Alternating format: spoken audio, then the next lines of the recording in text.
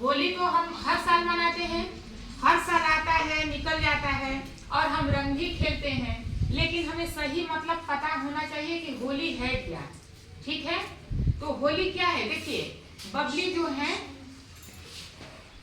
सही लाइन पकड़ी थी और आप इसे और अच्छे से सुन लीजिए और कंठस्थ कर लीजिए। इसका एकमात्र उपाय है कि अच्छाई का हमेशा जीत होता है और बुराई की हार होती है। बुराई चाहे कितना भी शक्तिशाली हो, एक न एक दिन उसे क्या करना है? हार ही जाना है।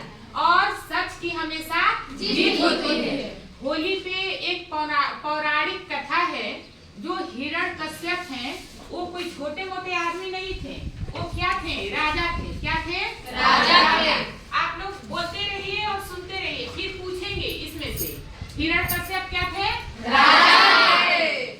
और राजा ही नहीं थे, उनके पास बहुत सारी शक्तियां थी, जिसे आप कह सकती हैं कि एक प्रकार के तो क्या था? अमरत्व प्राप्त था, यानी अमर थी। उनको न कोई जल में मार सकता था, न थल में मार सकता था, न सामने से न आसमान में था ना ऐसा, हाँ, न ऊपर न नीचे। हिरण्यकश्यप को मारने वाला ऐसा कोई नहीं था, क्योंकि वो ईश्वर से ऐसा वरदान प्राप्त कर चुके थे। जब उनको ऐसा वरदान, देखिए सबको अपनी शक्तियां हजम नहीं होती हैं, बहुत कम लोग होते हैं कि अपनी शक्ति को पचा कर रखते हैं। जब राजा को ऐसा शक्ति मिल गई तो अब तो उन्हें लगने लगा कि हमसे बलशाली कोई नहीं है। वो अपने प्रजा पे अत्याचार करने लगे। क्या करने लगे? अत्याचार। समझ गए ना आप लोग? शोषण करने लगे, उनके दुख पे और दुखी। यानी आप ईश्वर का पूजा न करके हमारी पूजा करो। क्या कहते थे? हमारी पूजा कीजिए। उनके राज्य में वो मना कर चुके थे कि ईश्वर का पूजा कोई नहीं करेगा। जो भी पूजा करेगा किसका पूजा करेगा? हमारा। और उनके एक लड़के थे जिनका नाम क्या था? प्रहलाद। और प्रहलाद भगवान विष्णु के भक्त थे। उन्हें देखो बेटा, उन्हें दूसरों को सताना अच्छा नहीं लगता था। उनके पापा जो करते थे बिल्कुल अच्छा नहीं लगता था। तो वो क्या करते थे? प्रहलाद जी की हमेशा इच्छा थी कि हम सच्चाई के रास्ते पे चले और ईश्वर जो करते हैं वही होता है, हम और आप नहीं करते हैं। सोचने वाले ईश्वर हैं। दिन कैसे होता है, रात कैसे होता है, इसके पीछे वैज्ञानिक तरीका है। लेकिन सबसे पहले क्या है? प्रकृति है।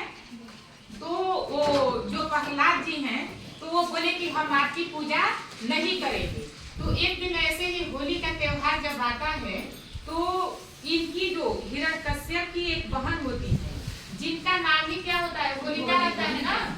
और उन्हें भी एक वरदान प्राप्त होता है कि होलिका यदि अग्नि में भी बैठेंगी तो उनको माता से चुनरी प्राप्त हुई कि उस चुनरी को ओढ़ के कोई भी बैठेगा तो चाहे कितना भी भयंकर आग हो उसमें वो जलेगा नहीं। तो हिरण्यकश्यप को एक उपाय सूझी कि हम क्यों ना अपने बेटा को आग में ही जलाएं। जब होलिका का आग जलने लगा, होलिका दहन होता है ना, उसी में अपनी बहन को बुलाए और अपने बेटे को भी वहाँ बैठा दिए। इनकी बहन तो चुनर ओढ़ के बैठी थी, बट उनका बेटा क्या था? कुछ ऐसे नहीं, ये नारायण का नाम जाप करते थे, ओम नमो भगवते वासुदेवाय। वो अपने छोटा सा बालक, सोचिए उनकी सरलता इतनी थी, बिल्कुल भय मुक्त थे।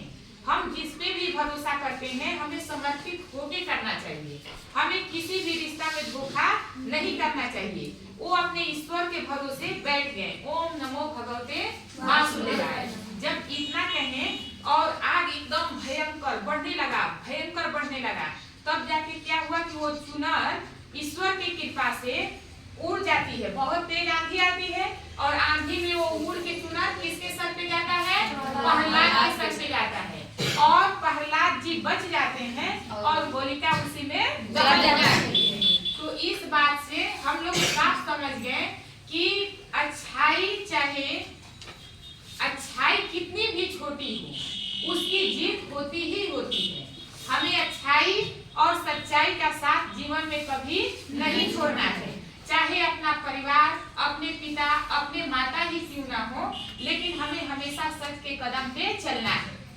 समझ गए आप लोग? तो इस कहानी से हमें ये प्राप्त होता है ना कि होलिका बलशाली थी, हिरण्यकश्यप भी बलशाली थे, होलिका का तो दहन हो गया, बाकी बचे हिरण्यकश्यप जी।